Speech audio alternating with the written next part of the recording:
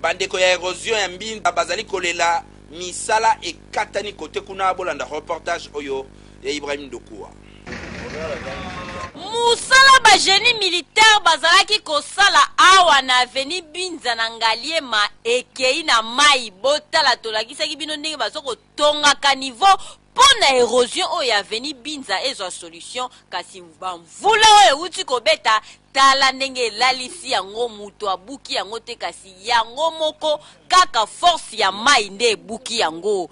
Population ya koto bayebi te oyo komilika mususu to nini ba génie militaire bazoya lisusu te OVDP atiki bango baleli ebele na micro Ibrahim Dokuwa. En tout cas, moi été papa, moi été. Tala ndenge mbula yaki ko beta e beti suko boy.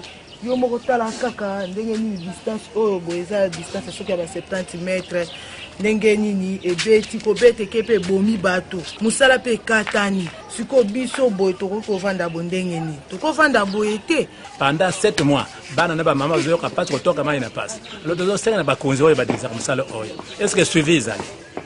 Ba tiki musala 3 semaines bazoni bazoya te balobi faute na biso te faute ya OVD zopesa mbongo te bakonzi OVD mbongo bapesa ke po ekana yango pamba trasi koma mbule beta wa epanze mosala nyonso mabele etunda kiawa etikaka baya ko dame yango batia ba beton wana hésite pas ni po mbongo ezalite kosomba sima oyo ezali mama na perte bande kwa OVD pardon population azozela bino ba génie militaire ba continuer misala po oyo ezali kaka pasi eza kobakisa mela bango érosion oyo ekofungama lisusu makasi motema ese koma ekokita bango tangu bamonaki kaniveau oyo ezokosala makasi ndenge lali boye pardon match obeta mama be